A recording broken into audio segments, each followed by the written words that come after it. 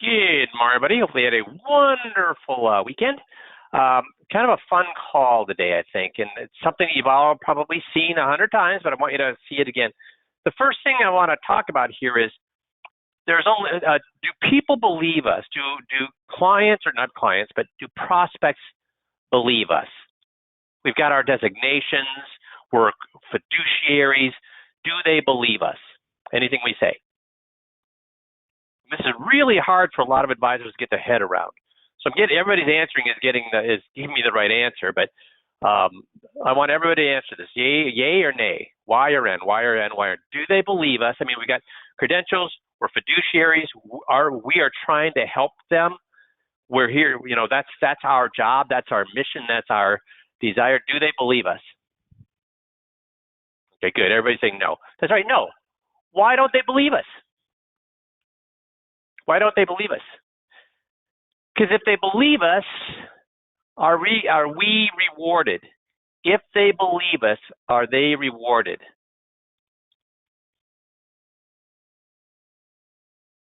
If they believe us, will I get paid more than if they do not believe us? Of course I will.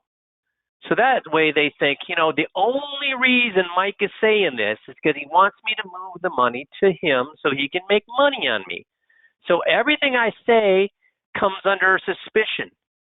Everything I say, they're very, very guarded about and don't believe me.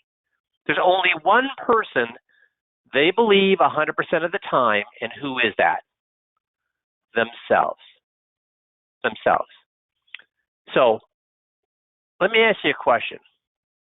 If someone says something is true 369 times, will they the 370th time say, no, that's not true? If they said something is true 369 times, will they? No, of course they're not going to. So using the Socratic method, where I have them say, hey, which is greater, A or B? And they say, well, A is. And I say, what's greater, B or C? And they say, B is. What's greater, C or D? C is. What's greater, D or E? And they say D is, all the way up to what's greater, Z or Y? Y is. So then if I ask them, what's greater, Z or A? They have to say what? If all these things are true, at the end I say, what's greater, Z or A? What is everybody going to say? A must be what compared to Z? See, that's what we do. Now, why do I bring up 369 times? What is the closing ratio for somebody using the script? And again, we quit tracking this, I think, in 2018 or 19. But we had 50,000, 60,000 tapes of 21-point checklists. We probably had maybe, I would guess, 2,000 tapes of people doing the FIA presentation, the participation rate FIA presentation. What is the closing ratio with the FIA presentation?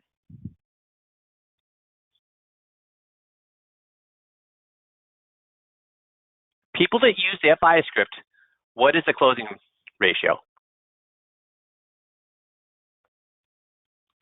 94+%, 94 point something. Why? Why? Well, let me show you why.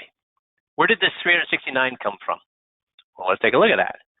So if I go down here, get to my taskbar, and I'll go to my home, and I'll go to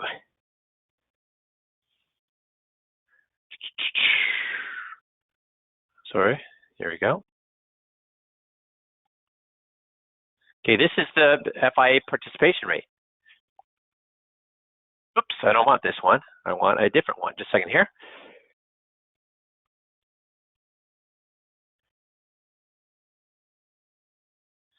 See these advisor client? It's the advisor is a question, the client is an answer. See? This is 369. If you go through all these slides, you count up all these questions and answers, there's 369 of them.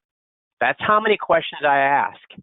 And guys, from all the times we've done 21-point checklists, how many times do I ask a question that the client will not answer it? How many times do I answer a question where the client will not answer it the exact way I want them to? So I've actually, this is kind of a reverse question.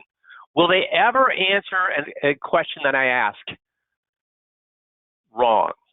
Will they ever answer a question I ask wrong? No. No. Why? Because, guys, we've used this script millions of times. When you look at how many times people have used it. And if we knew there was a question people weren't answering correctly, we would have changed that question. So we know they're going to answer it the exact same way. So now the question is this. I'm going to get back here. Okay, so that's the way Mike does it. And usually 369 questions, I can't do that. Well, let me ask you a question then. All the questions are not huge. Sometimes in little ways, sometimes in big ways, they say the FIA is the best way to go. But let's say you don't do it 369 times, but you only do like 25% as well as I do. That's still 100 times. If somebody says something's true 100 times, instead of 369, they say something's true 100 times, what will they do at the end of that meeting? If they say something's true 100 times, are they going to say the 101st times, well, I know I said that's true 100 times, but you know what? I don't think that's true. That last hour where I answered 100 questions, the last hour where I answered 150, 200, 300, 369 questions, no, that wasn't right. So do you get why it has a 94% closing ratio? So here's the thing. When I meet somebody that wants to come on the system, initially, occasionally I'll get somebody challenge me and say, really?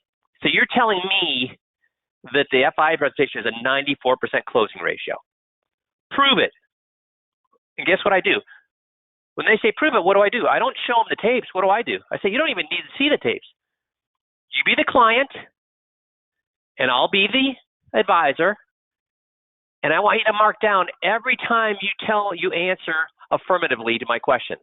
Every time you answer the question that I ask you, open-ended question, count how many times I do that. And I'll only go through about half the presentation. I say, so how many questions have you answered? It looks like over 100. Yeah, over 100. And all of those are basically moving towards what? Well, buying an FIA. So if you, why then? You've never use a presentation. You haven't heard any of my guys use a presentation. This is the first time you've seen the presentation. Why does it have a 94% closing ratio? And what does that prospective 5Q advisor say? If I'm only halfway through and they've already answered 100, 150 times the way I want them to, what do they have to say that the reason that it works to close basically everybody that they use this with? Because if a client says something 100 times, 150 times, 200 times, 300 times, 369 times, what will they do at the end? Say, I know all those things, but I don't want to do this. No, they all do it. Does that make sense, guys? Give me yay or nay. Does that make sense? Yes or no? Or you think I'm full of baloney? Yay or nay? Y's or N's? Y's or N's? Y's or N's? I only got one Y. Come on, everybody. More? Come on, everybody. Y or N? Okay, good. Everybody's saying that. Okay, so let's go through the FIA presentation. Let me get this into full.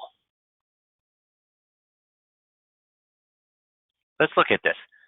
So I want you to understand why we're doing what we're doing. First of all, what are the main objections that people have to annuities? What are the main objections people have to annuities? What's the first objection they have? Or not first, but give me three different objections, the three main objections that people have to annuities. Liquidity, awesome. That's one. Yep, liquidity. Got some people saying liquidity. What's the other two? Fees, awesome. Fees, okay, so we got fees and we've got liquidity. What's the last one? Low return, very good. Low return. Low return, fees, and liquidity. So if I want them to be fully informed on how FIAs work, what are the three things I have to walk through thoroughly? Brush on it? Should I say, hey, it's only you can pull out 10% of your money every year? Is that liquidity? No, that's not liquidity. That means 90% of my money is locked up. When I say, hey, this is really safe, so you shouldn't worry about your return, does that handle return? No, because they're thinking, well, I don't want. Let's say I'm willing to take some risks to get a higher return. So that's not really a big deal to me. So that doesn't work. Fees. So I say, well, you know what? I don't get, You don't get charged any fees, which is this boneheaded thing to say.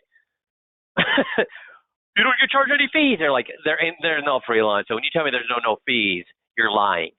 So I can't. So the three ways that advisors address liquidity: with 10% free withdrawal, fees. Well, there's no fees. This is completely. There's no charges for this, and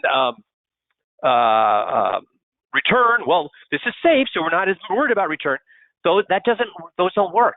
So instead, I need to completely have them tell me that those things are not issues. Now, when I go to the eye doctor, does the eye doctor say, hey, here's a pair of glasses, try them on, do you see pretty well? No. What do? They put me on the binoculars, right? And they say, okay, which is better, first or second slide? Click, click, first or second, click, click, first or second, click, click. Because as human beings, ever since we were children, the way we've learned whether something is good or not is to do what? When you're buying a car, what do? Just go in and walk and buy the first car you see? What do? When you buy a TV, what do? You compare. That's how our brains are wired for comparison. So I'm not going to say just talk about liquidity. I'm not just going to talk about fees. I'm not just going to talk about return. I'm going to talk about those things as they compare to what? Guaranteed investments and market investments. And then I'm going to say, okay, these are the things we're worried about: fees, surrender charges, and return. How does that compare to the CDs, guaranteed things? Okay, how does that compare to the market? And let them decide for themselves. Well, I would love something that has unlimited return, no fees, and complete liquidity. I would love that. Does that exist, guys? Is there anything out there that is guaranteed, no fees, and has a high return? Does that exist? No. So instead, what we do is a comparison so they can say, well, I would love those things, but obviously that thing doesn't exist. Because if there did exist, everybody would have their money in that thing. So I need to compare the three things I can do with my money, which is either a guaranteed investment, a market investment, or a Warren Buffett option, the hybrid option. And how do those three things, fees, surrender charges, or liquidity, and return, how does that compare? That's what we're going to do here, okay? So that's what this whole presentation is about.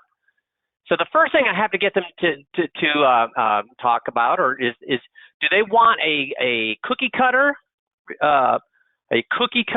solution, or do they want one that's designed specifically to them?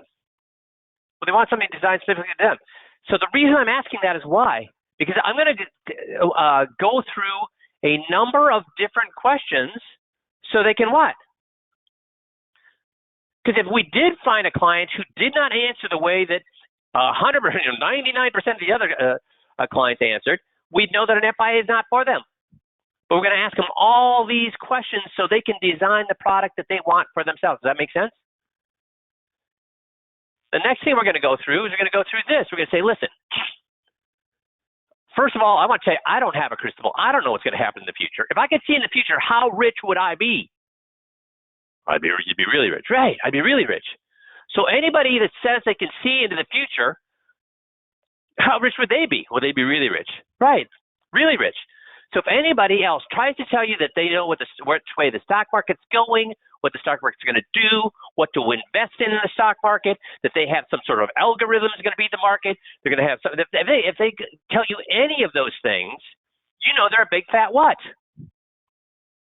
So guys, did I say anything? Am I going to say their guys lying to them when they give them all sorts of, oh, I got an algorithm and I got a money manager who's going to do this, and he's got this all this background, he's got all this experience, he's going to do this, that. Do I have to say that guy's a liar? No. Who's going to say that if the guy's presenting himself as some sort of soothsayer that he can see in the future and know what to invest in and what not to invest in, he's a big fat what, guys? What is he? If he says he can do that, he's a what? He's a fibbing. That's right, he's fibbing. Because if he could do that, what would his minimum client size be?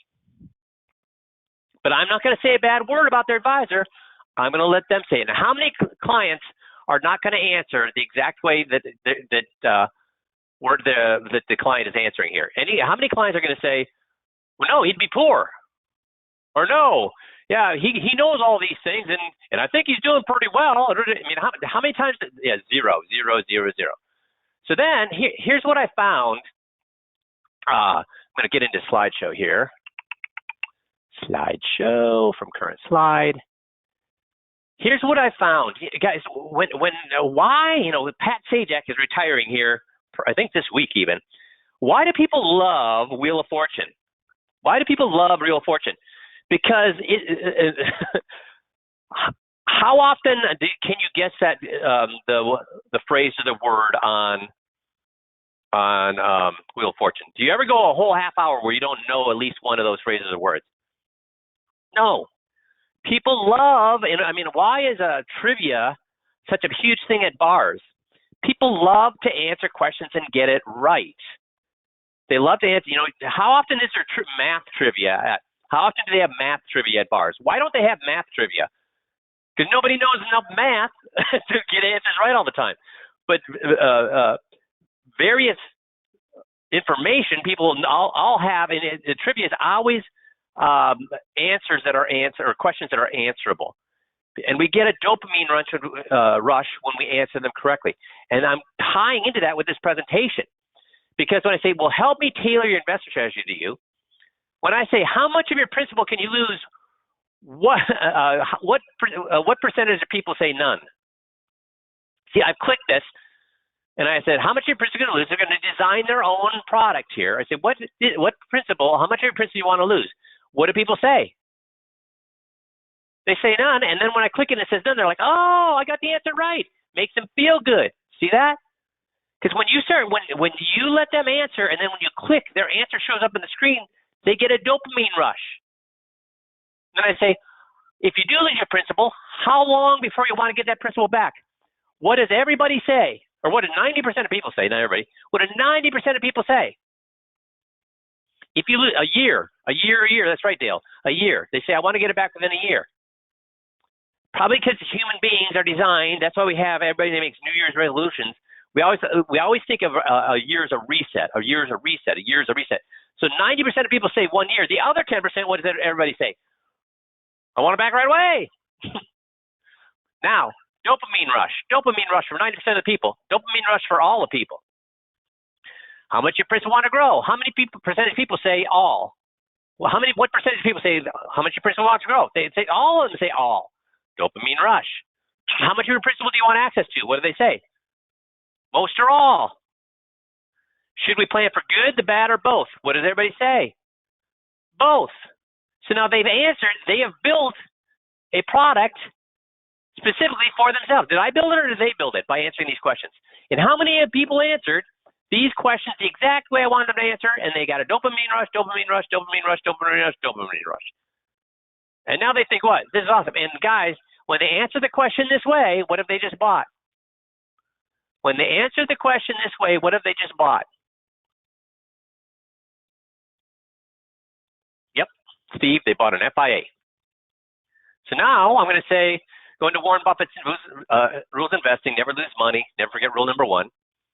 And then I'm going to go through funny math, because most people don't realize this. The funny math is what? We got option A, option B. You think, now, if you had 2 investments, which one would you rather have? The one with an average higher return or the one with an average lower return? What will everybody say to that? Do you want the average higher return or the average lower return? What will everybody say to that? They want the average higher, right? So we're going to go through and show them how that's the case in everything in life except for money. That's how it works in everything in life except for money. So we're going to look, return 100, then you lose 50, make 100, lose 50. So you have a total of what? 100 plus 100, 200, minus 100 is what? 100% rate of return. We had 4 years, so we divide 100 by 4, we get what?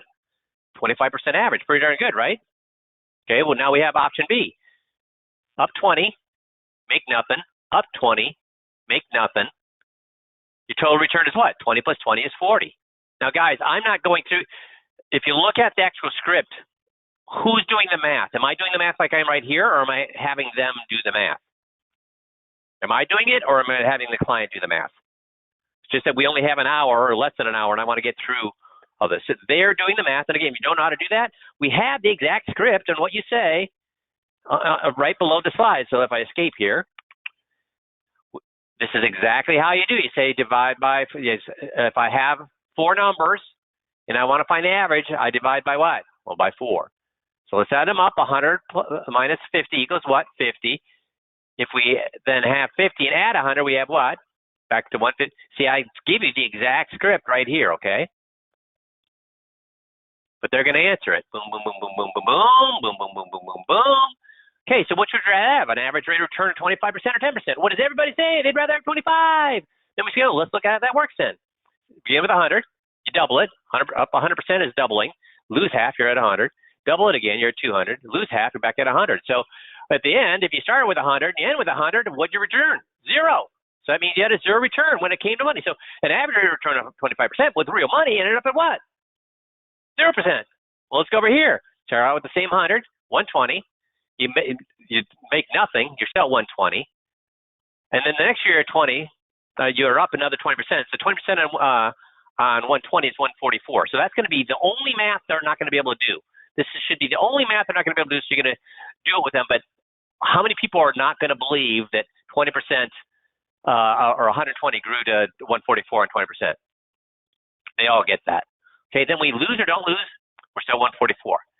So that means we started with 100, ended with 44.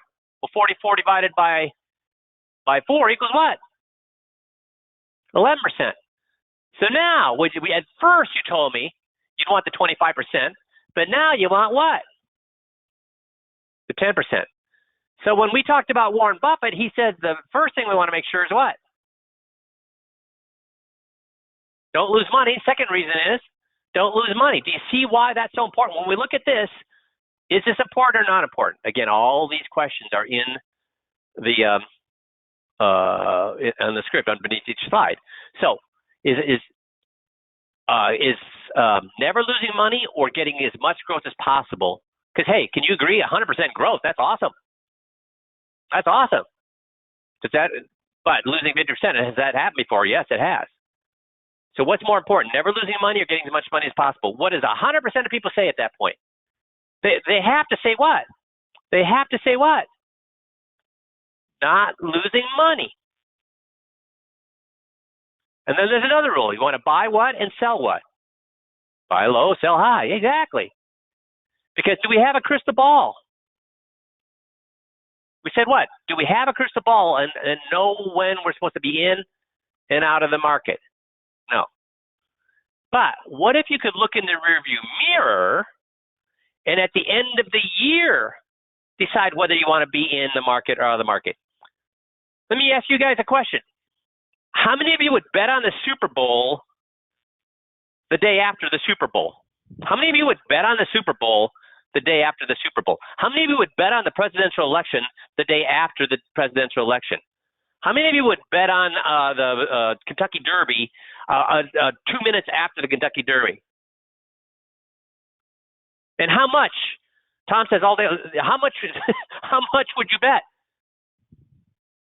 How much would you bet? Would you be taking mortgages out on your house? Would you be selling your car? Would you be running up your credit card? Yes, you would bet it all. Because if you can bet after the fact, how much money are you going to bet? So with the market, if you could decide whether to be in or out of the market at the end of the year, after the market, how much money would you want to be put there? And what do they all say? All of it. So if you could automatically choose the highest, if the market went up, you could be in the market. If the market went down, you could be out of the market. How good an investment would that be?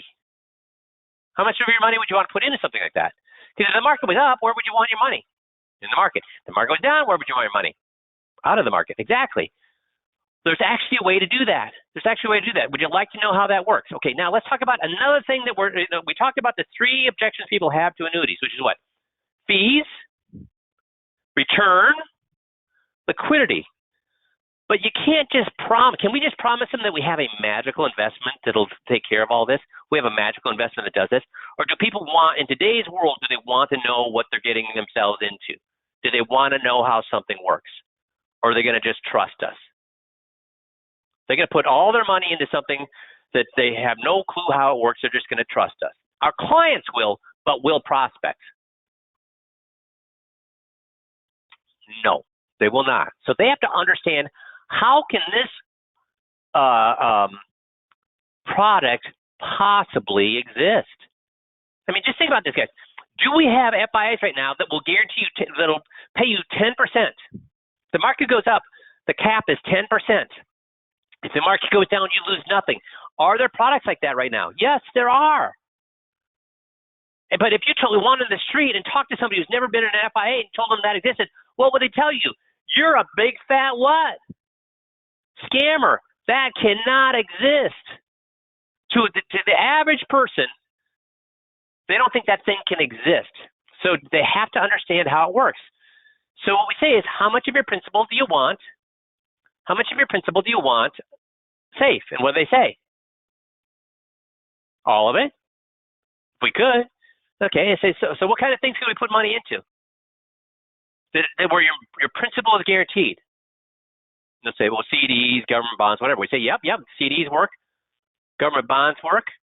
And when we put money into CDs and government bonds, they don't grow like stocks do. What do they give us?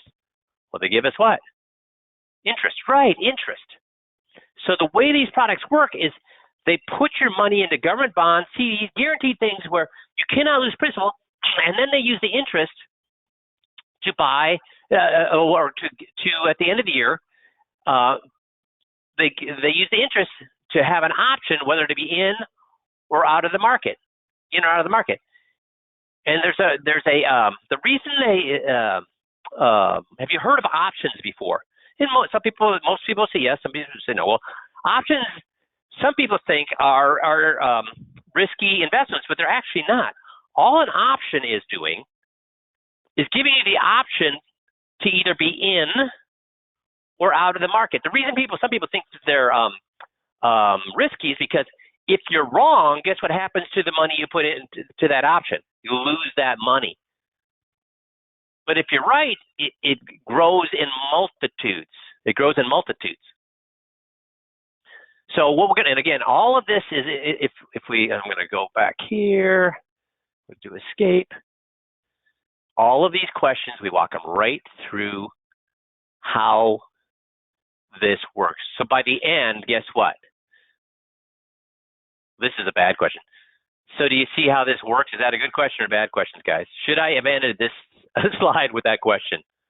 Bad question, bad question. If they say, so at least if it's a bad question, I need to follow up with what? So basically, how does it work then? How much of your principal is guaranteed? 100% of it. But if the market goes up, you can be in what? In the market. And if the market goes down, you lose only what? The principal or only the interest? Well, only the interest. So do you see how this works? Yes. How does it work? And then have them tell you how it works. But now, do they think it's magical? Or do they get how it works? Did they all of a sudden say, oh, interesting. That's actually a pretty novel concept. I like that. Guys, yes or no? Is it important that they understand how it works in today's world? Maybe with the greatest generation who just trusted us, yes. But with boomers, millennials, Gen Z, Gen X, whatever you want to talk about, do they trust us? No. They have to understand the moving parts. Does that make sense? That's why we do it this way. So then we're going to say, then we're going to go through and ask, well, let's take it. Do you want to see how this works in real life? And of course, they say what? Of course I do. Well, let's look at the last 20 years. The last 20 years and how it worked. And what if you could now, here's the thing, guys. In the slide, we don't use the 10% cap. We only use the 50% cap. So we don't use the 10% rate of return as the cap. We use the 50% of a participation rate. And is this available in today's world? Yes, it is. So I walk them through this. I don't tell them. Have them give me the numbers. I point at things on the chart, point at things on the chart, point at things. And again, right here, it tells me how you do that. So they come to the conclusion these numbers are real. And I say, so if we go to the next slide here, if I can go to the next slide. Because, and then right here, after we do this, I said, so at this point in your life, you're looking, if we did give you a 30% rate of return, would you go buy a new house? No. Would you go buy a Ferrari? No. Would you go start giving millions of dollars to charity? No. So how would making 30% next year change your life? Well, it wouldn't. But if losing 30% next year, how would that change your life? See, so we're getting them to reaffirm what? Guys, when you're retired, is rate of return the most important thing? Will a high rate of return change anybody's life? Will a high rate of return this year change any of your clients' lives? Yay or nay? No. But having the market go down by 30%, 40%, 50%, will that change their lives? Yes. Now, I'm not going to tell them that. They have to tell me that. And then I'm going to show them, because you know what? Is this a lot of numbers? Is this a lot of numbers for people to follow? Heck yeah. But I have to go through the numbers and have them tell me the numbers so that I can get to the picture paints 1,000 words. And here we are. So we'll walk them through. And again, well, if I go through, I'll go back to slideshow from current slide. I'm going to walk them right through it and have them tell me, why are you not working here for me?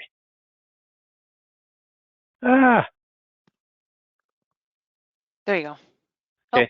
Oh, I think don't it know was what just went a little on there. bit behind. Yeah. Oh, I was going too fast. Okay. Yeah. Click on the slide and then okay, there we go. Now there. you're going. Okay. So if 100, so I walk, and again, I'm not going to go through this whole cycle because we don't have time, but the questions I'll ask you, we'll walk them through point by point by point. Bought low, all through there. And now it's got to catch up. Sold high, here. So we're walking them through how it works. And what was better, the 50 par rate or the S&P 500? Guys, when people see this, how much money, guess what the number one problem advisors have with this presentation? What is the number one problem in the last 10 years I've talked to guys that people have with this, that advisors have with this presentation? What's the number one objection that they get from prospects? I mean, what do you think if I showed this to your client, or if I go to the website here and go to that chart that Missy and Trisha put together?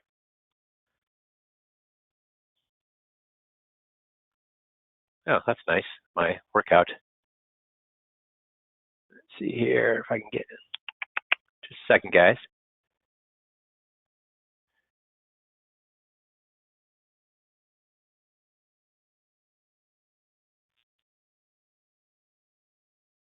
So here we go. S&P 500 with the fee, Warren Buffett 50% par rate, 9% trigger, 10% cap.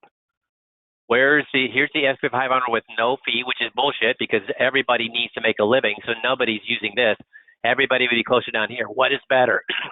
50% par, 9% trigger, or you not making a cent and giving your client, you work for free and give your client the S&P 500, or you charge your client a 1% fee.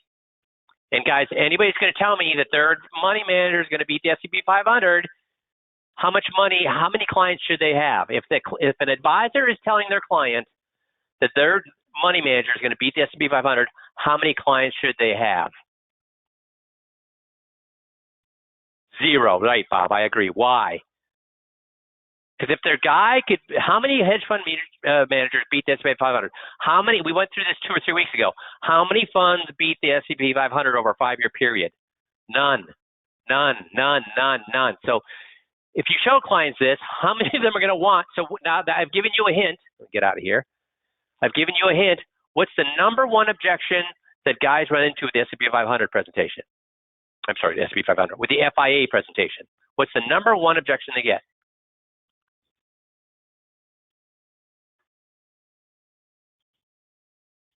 Bob, I don't understand what you're saying with 7%. I'm missing something.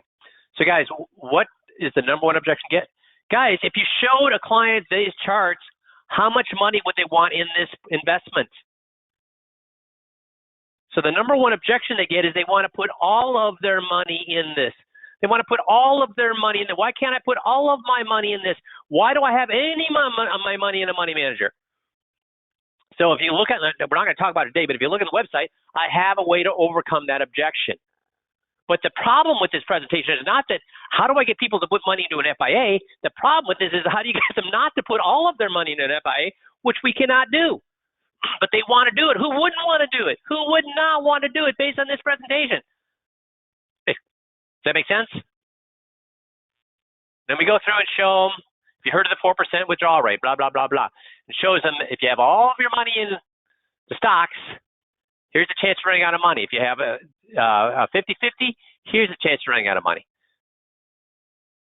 So they can see the more money they have in stocks, the more likelihood they're going to what? Run out of money. So, I wonder, FIA over the last, since 2000, has beaten the market. And again, you're not even getting to the fact that this is not even true, because this is if you did not make a cent on the investments that you are recommending. This is if you charged no fees, had no money management fees, zero, because this is the S&P 500. In reality, it's going to be much lower than this. We're even giving you guys the benefit or the market the benefit of the doubt, because this is you not even getting paid. You're working for free from 2000 to current, and still the FIA would have beat the market with you working for free. So how many clients would rather have that? Well, Bob's saying 7% of mutual funds beat their index comparison. They do, Bob. Then what happens next year to that 7%? The 7% that beat it this year, what happens to that 7% that beat it this year?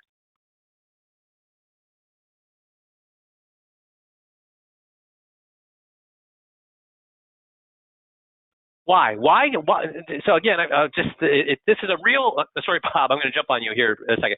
This is a real irritator for me, because yes, do funds beat the S&P 500 every year? Yes, they do.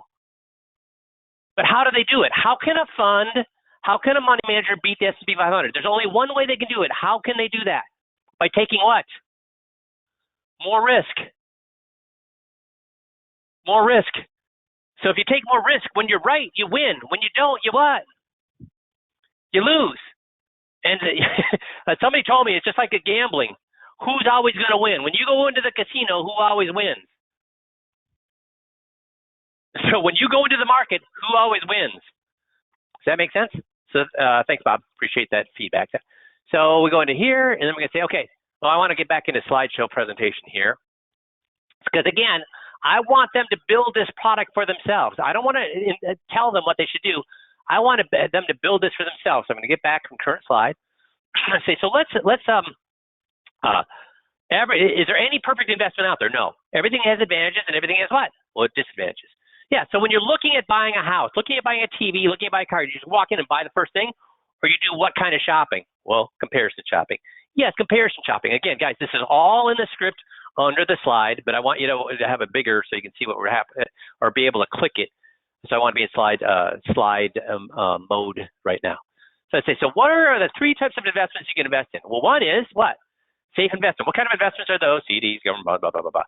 And then, but if there's another type of investment, what could it be? Oh, stocks. Yeah, market investments. Yeah. And the third type of investment is the Warren Buffett option, which is we're going to talk about today, which you may or may not have heard of, but we're going to walk through how that works. So you have safe investment, market investments, Warren Buffett. Now, what are the three things the market can do? Stock market can do what? Well, it can go up. And again, I'm using the same mentality, the same dopamine. As I click things, I will not click them until they give me the answer, and then I click it. And 95% of the time, the answer they give me is actually what's going to show up on the screen when it clicks, and they get that rush of dopamine. Well, the market could go up. It can also what? Well, go down. Click. Yeah, go down. And if it's not going up and not going down, it's going what? Well, sideways. Sideways. See, they're giving me the answer, and then when I click it, it shows up. They're like, wow, I'm smart. I get this. Okay, so let's talk about this. The market goes up. Do you really want to be in a safe investment? No. But is the market a good place to be? Yeah, star.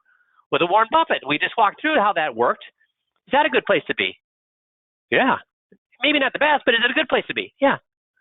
Market goes down. That's a safe investment. Yeah. Market a good place to be when the market? No. But was the Warren Buffett an okay place to be? Yeah, it was okay. Yeah, because, at least you didn't lose money. The market goes sideways. Safe investment? Yeah.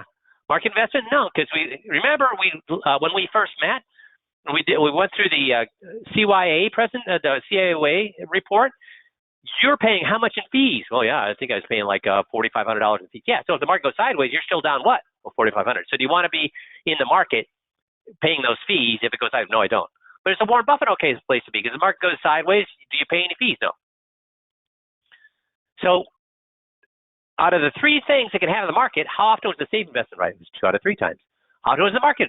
2 out of 3 times, or 1 out of 3 times. How often was the Warren Buffett option right?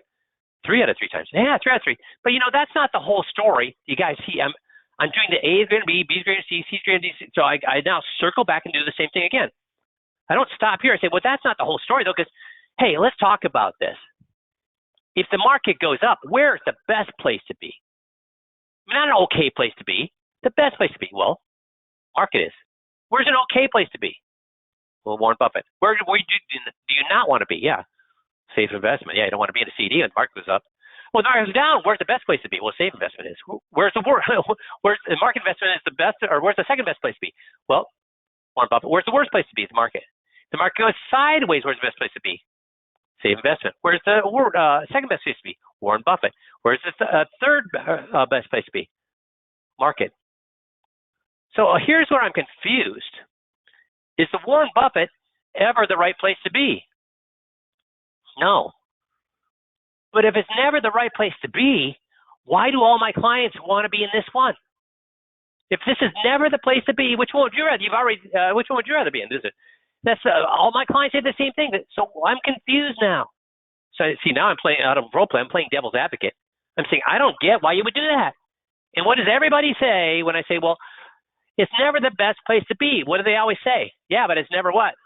Never the wrong place, right, Andre? Never the wrong place. Because this is what? Can you make a mistake with safe investments? Yes. Can you make a mistake with market investments? Yes.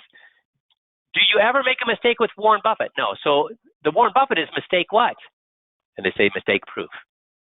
Mistake proof. So have we handled the rate of return, guys? So we said the 3 objections: rate of return, fees, and liquidity. Have we handled the rate of return? How many people are still going to say, this does not have the kind of rate of return that I want? How many people are going to say, no, I'd rather be in the market with the ups and downs? And remember, these people are retired. How many people are going to say, no, I like this rate of return is what I'm looking for? Upside potential with no risk. Being able to decide to be in or out of the market at the end of the year. That's what I want. I'm willing to not get a 30% rate of return and only get a 15% rate of return. I'm willing to, if I can never lose money. And over the last 23 years, it's actually beaten the market. So yes, I'm happy with the return. Guys, how many people are not going to be happy with the return? So the next thing we have to do is liquidity. So we're going to give them an example now. So I'll ask them. So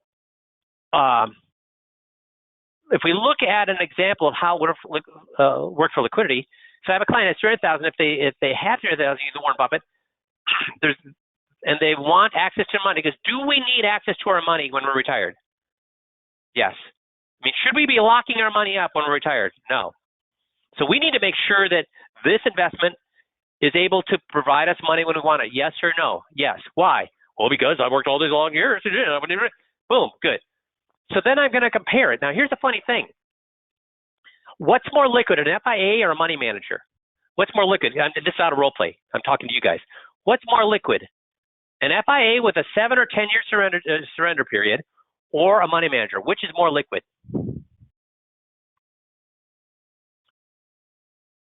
If I walk to an advisor on the street, and virtually any of you guys that have been to my training before you came on, I did this right there in front of you. I said, which one is more liquid, a money manager or an FIA? And what does everybody, before they get acquainted with the 5Q system, what does everybody say? If I walked out on the street and I grabbed 10 advisors and I said, what's more liquid, an FIA with a 7-year surrender or money manager, they're all going to say what? 100% of them are going to say what? The money manager, because I could sell it today and have the money tomorrow.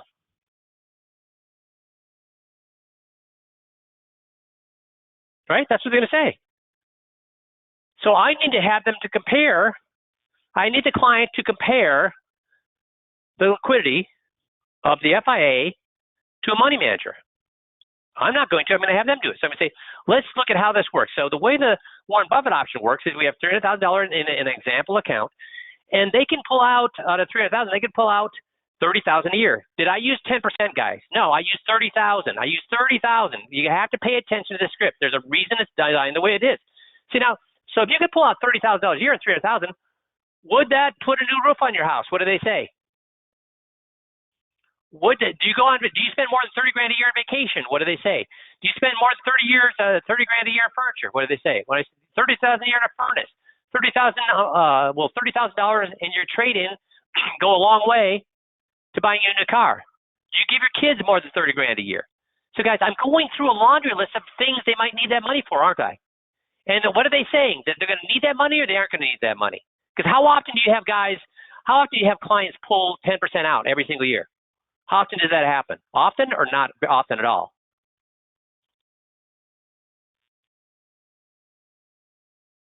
So I say, so will that 30,000 give you the money that you need? Yeah. Now that's only if one of these things. But are there years where maybe you need a new roof and a new furnace and the kids need money? Could that possibly happen? Where they say, yes. Say, so let's say we need another 15 grand. So now we're up to how much? $45,000. Now, if we're pulling $45,000 a year out, how long before you're going to run out of money? Because remember, that $45,000 you're going to be taxed on it, and at $45,000 on $300,000, you're pulling out what? Much more. You're pulling out like 15% out. How long before you run out of money if you're pulling 45 grand out? And they say, oh yeah, really quick. So how often are you going to do that? And what do they say? I don't tell them. I say, so how often do you think you're going to be pulling 45 grand out of your retirement? What do they all say? Not exactly. Okay, so let's say though, here you can pull out 30,000. You can do all these things. There's no cost whatsoever. But if you pull out an extra 15,000 on that, you're going to get hit with a $1,500 early withdrawal penalty. $1,500 early withdrawal penalty. So that means if we compare $1,500 withdrawal from 300,000, that's 1/2 of 1%. So can I ask you a question? Can the market go up? Can the market go up 0.5% in a day or 1% in a day? What do they say?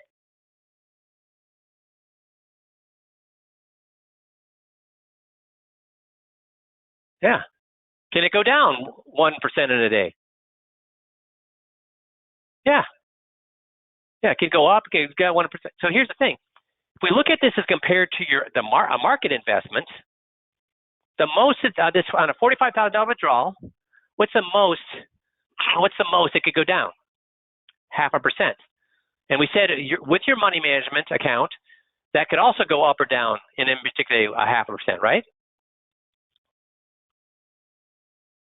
So if the market's going up, and this is your money manager is up 0.5%, but here you get hit with 0.5%, lose 0.5%. Which one's more liquid? Well, the money manager is. Okay, but if the market's down 1% or 0.5%, which one's more liquid? Well, then I guess the Warren Buffett would be more liquid. But either way, whether the market's up or the market's down, is really one much more liquid than the other. What do they say? On any particular day, the market's up or down 0.5%, which one's more liquid? It's really a horse apiece. So let's look at this. If you have a $45,000 in a money market account, though, and instead of up or down 0.5%, it goes down 33%. You pull that out, you're going to lose 15,000. Guys, if you pull out 45 grand out of your money manager, will you ever be able to make that 15,000 back? With the 45,000 is down, is that gone forever, or can you make that back? That's locked in. That's locked in penalty on that 45,000. The other money may come back, but will this money come back? No. So you have 15 grand penalty here if the market falls a third, $1,500 here. Which one is more liquid? The money manager or the Warren Buffett? What are they going to say? The Warren Buffett, by little or by a lot? By a lot. So the market's going up. Which one's more liquid? Is it a horse apiece? What's a horse apiece? The market goes down. Which one's more liquid? Oh, the Warren Buffett is by a little or by a lot? Oh, by a lot. But here's the funny thing. In retirement, what's the biggest expense that we can get hit with that can completely destroy 40 years of savings? What's the biggest expense we can get hit with that can destroy our savings? Health. That's right, Andre. Health. Medical costs. terminal illness, critical care needs, long-term care, et cetera, et cetera, et cetera. So we should also look at the liquidity of this when it comes to covering healthcare costs. So we said you have your money manager and you have the Warren Buffett. Now, the Warren Buffett is senior-centric because almost everybody that buys the Warren Buffett is retired. So it's very senior-centric. So if it's senior-centric, do you think they realize that some seniors need health care, that health is a big issue for people who are retired? Well, yes, they do. So they've actually addressed this issue. What do I mean by that? Well, if the market goes up, and how much does it cost to be in a long-term care facility? Well, $70 grand. Okay, $70 grand a year. So the market goes up. Are you okay with your market? I'm sorry. The market goes up. The market goes down. The market goes sideways. So if the market goes up, are you okay in your market investment? Yeah, you're okay. Are you okay with the Warren Buffett option? Yeah, you're okay. Now, if the market goes down 30%, instead of 45,000, you had to pull out 70 grand. Are you okay that you're pulling that money out when the market's down? What do they say to that? No, you're in trouble. With the Warren Buffett option, though, you're what? Because did you lose that 70 grand or the 45 grand? No. The market goes sideways. You're kind of okay. You're still paying those fees, but you're kind of okay. But you're also, are you okay with the Warren Buffett? Yeah. So when it comes to healthcare costs, which one's more liquid? The Warren Buffett. Okay, so if the market's doing well, does it really matter, or does it depend on the day which one is going to be more liquid? Well, I guess it depends on the day. If the market's up 0.5% or 1%, then the market's going to be more liquid. If the market's down 1.5%, then the Warren Buffett's going to be more. So it really just depends on the day. Yeah. So if the market's generally going up in a year, it doesn't make a difference one way or the other. But if the market goes down, which one's more liquid? Well, then by the Warren Buffett, by a little, by a lot, by a lot. And if healthcare comes into play, which one's more liquid? Now, guys, I did a very, very short synopsis of this because I actually walked them through and say, now if the market goes down $70,000, can you go to your money manager and say, listen, I know the market's down, and because the market's down, you actually put my husband in the long-term care facility, so you need to actually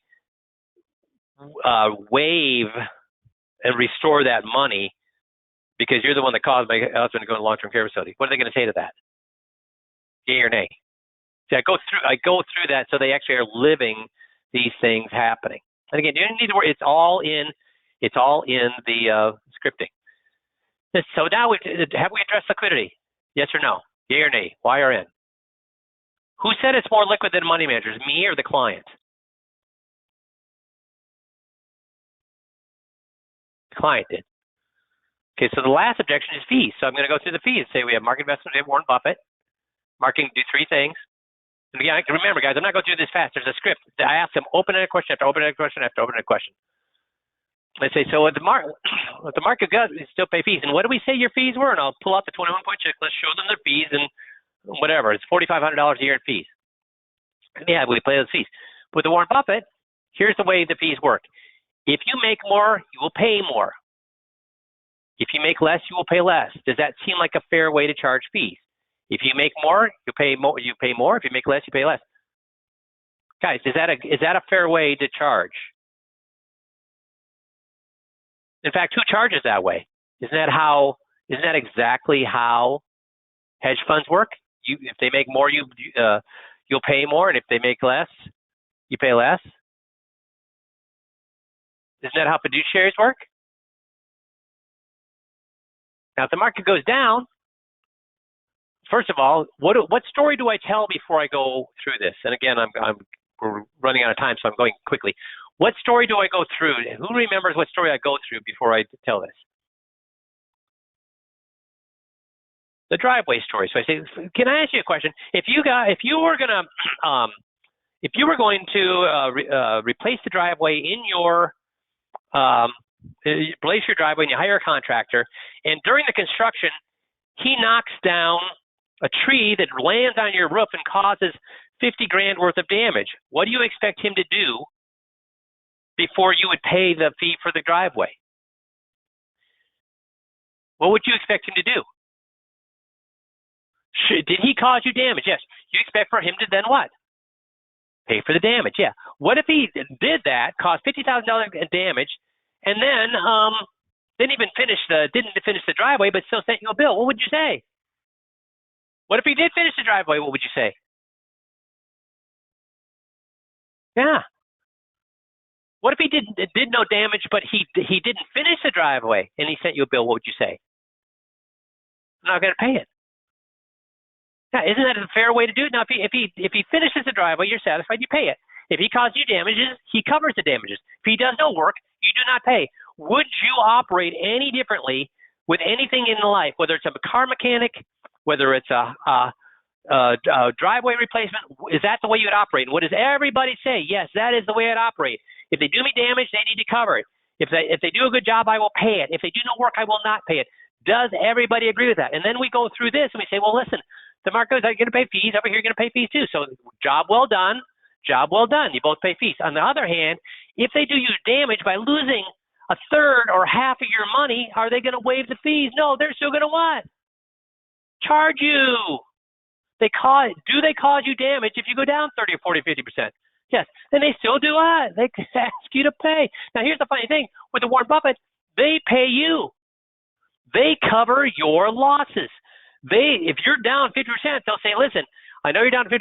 We're going to cover those losses. We're going to bring you right back to zero, so that none of those losses are going to be credited to your account. They're paying you. They're covering your losses for you. If the market goes sideways, guess what? That's where that $4,500 in fee is coming. But with the Warren Buffett, you pay nothing because your account stays what? Zero. So when it comes to fees, which is a fairer way to charge? The way your money manager is charging or the way the Warren Buffett charges? What does everybody say? What does everybody say? The Warren Buffett. So why? When the Warren Buffett is never the right place to be,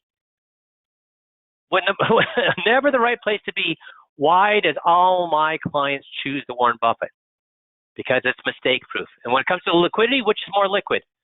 The money manager or Warren Buffett, or the Warren Buffett? When the market's going up, it doesn't really matter. Some days the Warren Buffett's going to be more liquid, and some days what? Well, my money manager is. Yeah, your money manager. So when the market's going up, it's a horse apiece, right? But either way, it's a 0.5% with one or 0.5% with the other. Does it really matter? Well, no. But if the market goes down, which one's more liquid? Where the Warren Buffett is. By how much? By a lot. If you have healthcare problems, which is more liquid? Where the Warren Buffett is. By little or by a lot? By a lot. And when it comes to return, where do you want to be? Safe investment, market return, Warren Buffett. Warren Buffett. Why? Because it's what? Mistake proof. And then we go into, we then have them tell us, do they want us to build this piece by piece, or would they rather have a company build it for them? And by using that script, they're all going to say, I want the company to build it for me. And you say, and then we have a script where they will tell you they want to buy an insurance company to create an FIA for them. So guys, first of all, do you get why this has the 94% closing ratio? Can everybody say Y or N? Do you get why this has a 94% closing ratio? Again, I went through it very quickly explaining things. I didn't go through all the questions, but if the client answers all these open-ended questions over and over and explains to themselves how it works, why they want this kind of return, why they think it's more liquid than money managers, why they think the fee structure is better than money managers, what are they all going to say? They want it. So I know this is on the website. I know it's out there, but is it okay for me to have broken this down a little bit so you can see why we're doing what we're doing and the power of this presentation and the script? Was it okay for us to invest this coaching call to go through that? So please, guys, find people to go through this presentation with if you want to sell an FIA. And guys, right now, there are are more or less FIAs being sold now than have ever in history. More or less FIAs being sold now than ever before in history. More. And guys, that means if you're not showing this to your clients, if you're not showing this prospect, I guarantee you somebody else is. And I'll just, let me toot my own horn. How many other presentations out there even are a shadow as thorough or convincing as this presentation? Please utilize this fantastic tool, okay? Awesome. You guys, thanks for staying on a little bit late. You guys have a great rest of the week. We'll talk to you all next Monday. Thanks, everybody. Bye-bye.